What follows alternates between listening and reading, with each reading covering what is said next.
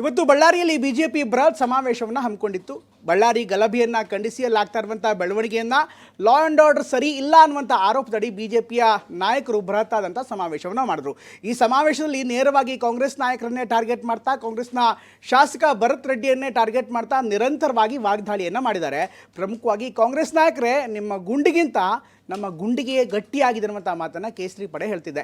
ಇದರ ಜೊತೆಗೆ ಇವತ್ತು ಬಿಜೆಪಿ ನಾಯಕರು ಮೃತಪಟ್ಟಿರುವಂಥ ಕಾಂಗ್ರೆಸ್ ಕಾರ್ಯಕರ್ತನಿಗೆ 10 ಲಕ್ಷ ಪರಿಹಾರದ ಚೆಕ್ಕನ್ನು ನೀಡಿದ್ದು ವಿಶೇಷವಾಗಿತ್ತು. ಆ ಗುಂಡಿನ ದಾಳಿನಲ್ಲಿ ಶ್ರೀರಾಮುಲು ಜನಾರ್ದನ್ ರೆಡ್ಡಿ ಸತ್ತಿದ್ರು ಕೂಡ ಇದೇ ಪರಿಸ್ಥಿತಿ ನೋಡ್ತಾ ಇದ್ದೀವಿ ನಾವು. ಭಸ್ಮಾಸ್ಪರನಿಗೆ ಜನ್ಮ ಕೊಟ್ರಿ ನೀವು. ಬಳ್ಳಾರಿಯಲ್ಲಿ ಮಾತ್ರ ಗುಂಡುಗಳ ಸುರಿಮಳೆ. ಅವರ ಗುಂಡಿನಕ್ಕಿಂತ ನಮ್ಮ ಎದೆ ಅವ್ರಕ್ಕಿಂತ ಗಟ್ಟಿಯಾಗಿದೆ. ನನ್ನ ಪ್ರಾಣ ಹೋಗಿದ್ರೆ ಇವತ್ತು ನಾನು ಈ ವೇದಿಕೆ ಮೇಲೆ ನಿಮ್ಮ ಮುಂದೆ ನಿಂತ್ಕೊಳ್ಳೋದಕ್ಕೆ ಆಗ್ತಾ ಇದ್ದಿಲ್ಲ.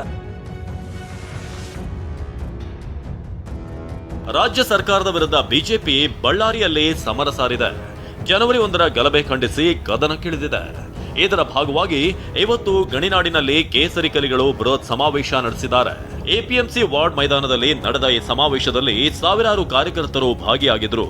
ಬಿಜೆಪಿ ರಾಜ್ಯಾಧ್ಯಕ್ಷ ವಿಜೇಂದ್ರ, ಆರ್ ಅಶೋಕ್, ಛಲವಾದಿ ನಾರಾಯಣಸ್ವಾಮಿ, ಬೊಮ್ಮಾಯಿ ಸೇರಿದಂತೆ ಹಲವು ನಾಯಕರು ಭಾಗಿಯಾಗಿದ್ರು.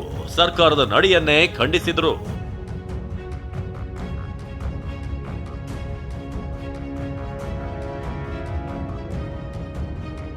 ಈ ವೇದಿಕೆ ಮೇಲೆ ನಿಂತು ರೆಡ್ಡಿ ರಾಮುಲು ಇಬ್ಬರು ಕೂಡ ಅಬ್ಬರದ ಭಾಷಣ ಮಾಡಿದ್ರು. ಶ್ರೀರಾಮುಲು ಶಾಸಕ ಭರತ್ ರೆಡ್ಡಿ ಅವರನ್ನ ಬಂಧಿಸದ ಪೊಲೀಸರ ಸಾಮರ್ಥ್ಯವನ್ನ ಪ್ರಶ್ನೆ ಮಾಡಿದ್ರು. ಮತ್ತೊಂದು ಕಡೆ ಗಣಿದಣಿ ಜನಾರ್ದನ್ ರೆಡ್ಡಿ ಕಲ್ಯಾಣ ಕರ್ನಾಟಕದಲ್ಲಿ ಕಾಂಗ್ರೆಸ್ನ ಕಿತ್ತೊಗೆಯುವ ಶಪಥ ಮಾಡಿದ್ರು. ಬಹುಶಃ ರಾಜಶೇಖರ ಸದ್ಯದಗೋಸ್ಕರವಾಗಿ ಪೊಲೀಸರಿಗೆ ಕೈ ಆಗಲ್ಲನ ನಿಮ್ಗೆ ಅವನಾರ ಭರತ್ ರೆಡ್ಡಿ ಅರೆಸ್ಟ್ ಮಾಡಕ್ಕೆ ಏನ್ ಮಾಡ್ತಾ ಇದ್ರಿ ತಾವು? ಕಾನೂನನ್ನು ರಕ್ಷಣೆ ಮಾಡಂತ ತಾವು ಕಾನೂನನ್ನೇ ಗಾಳಿ ತುರಂತ ಕೆಲಸ ಮಾಡ್ತಾ ಇದ್ದೀರಿ. ಬಹುಶಃ ರಾಜಶೇಖರ್ ಸತ್ತ ಅಮಾಯಕ, ಅವನ್ನ ನೀವು ಅರೆಸ್ಟ್ ಮಾಡಕ್ಕಾಗಲಿಲ್ಲ. ಆ ಗುಂಡಿನ ದಾಳಿನಲ್ಲಿ ಶ್ರೀರಾಮುಲು ಜನಾರ್ದನ್ ರೆಡ್ಡಿ ಸತ್ತಿದ್ರು ಕೂಡ ಇದೇ ಪರಿಸ್ಥಿತಿ ನೋಡ್ತಾ ಇದ್ದೀವಿ ನಾವು. ಇದೇ ಪರಿಸ್ಥಿತಿಯಲ್ಲಿ ನೋಡ್ತಾ ಇದ್ದೀವಿ. ಮೊನ್ನೆ ಆಗಿರೋ ಘಟನೆಯಲ್ಲಿ ನನ್ನ ಪ್ರಾಣ ಹೋಗಿದ್ರೆ ಇವತ್ತು ನಾನು ಈ ವೇದಿಕೆ ಮೇಲೆ ನಿಮ್ಮ ಮುಂದೆ ನಿಂತ್ಕೊಳ್ಳೋದಕ್ಕೆ ಆಗ್ತಾ ಇದ್ದಿಲ್ಲ. ಇವತ್ತು ನಾನು ಬದುಕಿದ್ದೀನಿ. ಇವತ್ತು ಇಡೀ ಕಾಂಗ್ರೆಸ್ ಪಕ್ಷವನ್ನ ಇಡೀ ಉತ್ತರ ಕರ್ನಾಟಕದಲ್ಲಿ, ಕಲ್ಯಾಣ ಕರ್ನಾಟಕದಲ್ಲಿ ರಾತ್ರಿ ಹಗಲು ಹಳ್ಳಿಗೆ ಹೋಗಿ ಕಾಂಗ್ರೆಸ್ ಪಕ್ಷವನ್ನ ನಿಮ್ಮ ಬುನಾದಿ ಸಮೇತ ಕಿತ್ತಾಕಿ ಬರೋ ದಿನಗಳಲ್ಲಿ. ಎಷ್ಟು ಮಾತ್ರವಲ್ಲ, ಉಳಿದ ಬಿಜೆಪಿ ನಾಯಕರು ಕೂಡ ಕಾಂಗ್ರೆಸ್ನ ಗುಂಡೇಟಿಗಿಂತ ನಮ್ಮ ಎದೆ ಗಟ್ಟಿ ಅಂತ ಸಿಡಿಲಬ್ಬರದ ಭಾಷಣ ಮಾಡಿದ್ರು. ಜನವರಿ 1 ಇಡೀ ದೇಶ, ಇಡೀ ಪ್ರಪಂಚ ನ್ಯೂ ಇಯರ್ ಅಲ್ಲಿ ಮುಳುಗಿತ್ತು. ಹೊಸ ವರ್ಷ ಎಲ್ಲ ಪಟಾಕಿ ಸಿಡಿಸ್ತಾ ಇದ್ರು.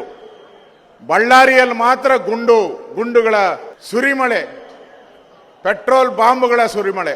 ಅವ್ರು ಏನೇ ಮಾಡ್ಲಿ, ಅವ್ರ ಹತ್ರ ಎಷ್ಟು ಗುಂಡದವ್ ನಾವು ನೋಡೇ ಬಿಡೋಣ. ಅವರ ಗುಂಡಿನಕ್ಕಿಂತ ನಮ್ಮ ಎದೆ ಅವ್ರಕ್ಕಿಂತ ಗಟ್ಟಿಯಾಗಿದೆ. ಎಷ್ಟೇ ಗುಂಡು ಹೊಡೆದ್ರು ಕೂಡ ನಮ್ಮ ಶಕ್ತಿಯನ್ನು ಅಡಗಿಸಕ್ಕೆ ಸಾಧ್ಯ ಇಲ್ಲ. ಭರತ್ ರೆಡ್ಡಿಯವರು ಬೀದಿಯಲ್ಲೂ ನಿಂತು ಹೇಳ್ತಾರೆ 5 ನಿಮಿಷ ಸಾಕು ಅವರ ಮನೆಯನ್ನ ಸುಟ್ಟು ಭಸ್ಮ ಮಾಡ್ತೇನೆ ಅಂತ. ಎಂತ ಭಸ್ಮಾಸ್ಪರನಿಗೆ ಜನ್ಮ ಕೊಟ್ರಪ್ಪ ಈ ಬಳ್ಳಾರಿಯಲ್ಲಿ. ಭಸ್ಮಾಸ್ಪರನಿಗೆ ಜನ್ಮ ಕೊಟ್ರಿ ನೀವು. ಬೃಹತ್ ಸಮಾವೇಶಕ್ಕೆ ಮುನ್ನ ಬಿಜೆಪಿ ನಾಯಕರು ಮೃತ ರಾಜಶೇಖರ್ನ ಮನೆಗೆ ಭೇಟಿ ಕೊಟ್ಟರು. ಮೃತನ ತಾಯಿಗೆ ಸಾಂತ್ವನ ಹೇಳಿದ್ರು. ಬಳಿಕ ಜನಾರ್ದನ್ ರೆಡ್ಡಿ ಪತ್ನಿ ಲಕ್ಷ್ಮಿ ಅರುಣ 10 ಲಕ್ಷ ಪರಿಹಾರ ಕೊಟ್ಟರು. ಅವರು ಒಂದು 10 ಲಕ್ಷ ಪರಿಹಾರವನ್ನು ಕೂಡ ಕೊಡುವಂತ ಒಂದು ಕೆಲಸವನ್ನು ಮಾಡಿದ್ದೇವೆ. ಆದರೆ ಯಾವುದೇ ಪರಿಹಾರ ಅದನ್ನ ನ್ಯಾಯ ಕೊಡೋದಕ್ಕೆ ಸಾಧ್ಯ ಇಲ್ಲ.